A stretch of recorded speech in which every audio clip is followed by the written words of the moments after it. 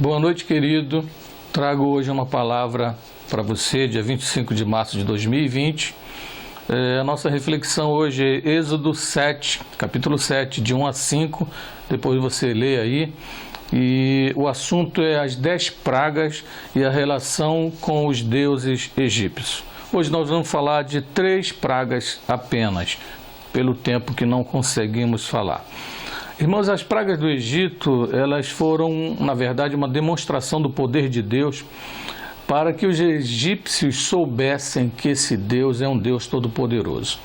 Deus conversou com Moisés e Moisés não sabia falar e Deus disse que ele colocava então Moisés como Deus sobre Faraó e Arão, o seu profeta, isto é, profeta de Moisés. O que Moisés recebesse do Senhor, ele falaria para Arão e Arão transmitiria a Faraó. Esse foi o trato, esse foi o consenso que Moisés entrou com Deus. Deus quis que fosse assim.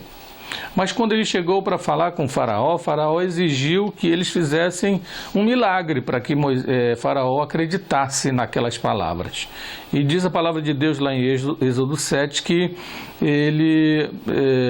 Moisés mandou Arão jogar o bordão dele no chão para mostrar para Faraó o poder de Deus, quem estava enviando ele lá. E diz a palavra de Deus que o bordão se transformou numa serpente.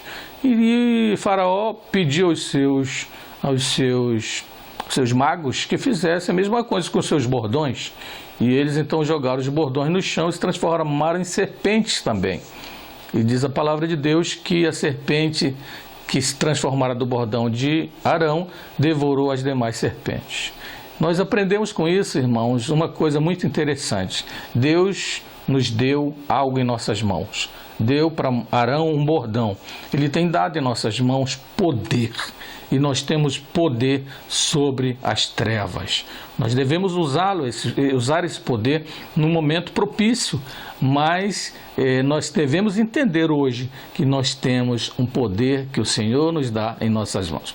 O maior poder de tudo isso aí é o poder do amor. Depois vem o poder que é mais interessante, que eu acho, que é o poder da salvação através de Cristo Jesus.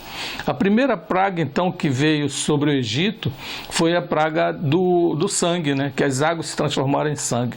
Diz a palavra de Deus que o rio Nilo e todos os rios do Egito, lagoas, reservatórios, canais, onde tinha água, eles se transformaram em sangue. Esse sangue não foi uma tinta, diz a Bíblia que tinha textura, tinha qualidade, tanto que em poucos momentos, poucos dias, as águas ficaram com odor de podridão, porque o sangue entra chega a ser em podridão e acaba exalando um odor ruim. E Faraó estava com o coração endurecido, não queria ceder. E Deus então tomou a primeira providência, transformou as águas do Egito em sangue. O povo de Israel foi afetado com isso? Foi.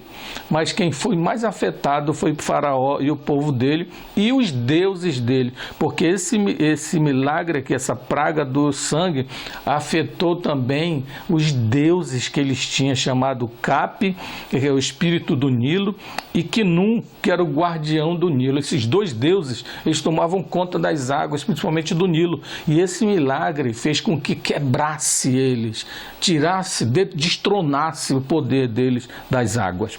E o que nós aprendemos com isso, irmãos? É que esse sangue que fora transformado ali, naquelas águas, apontava para o sangue de Jesus, para a água que desceu do corpo de Jesus, o sangue de Jesus, que nos redime, que nos purifica de todo o pecado. E a água, que é a palavra de Deus, nos lava e nós nos tornamos sãos diante do Senhor. A segunda praga, no capítulo 8 de Êxodo, é a praga das rãs.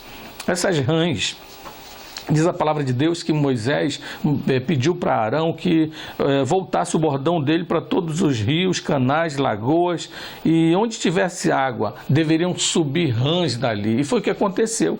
Rãs de todo lugar do Egito subiram rãs, e diz a palavra de Deus que Faraó também pediu para os seus magos fazerem a mesma coisa. Eles fizeram, aí multiplicou muito mais rãs, e o território do Egito ficou cheio de animais em decomposição, um cheiro horrível.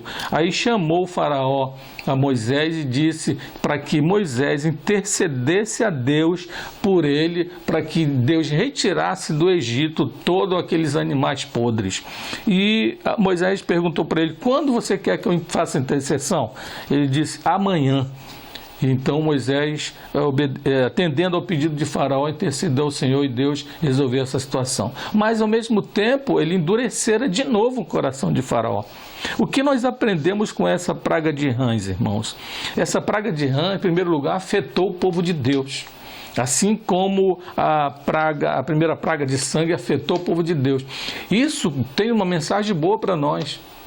Às vezes você se acha que porque está na igreja, porque é salvo em Cristo Jesus, está vivendo bem com Deus, não vai te acontecer nada. Não, cuide-se para que não aconteça nada com você.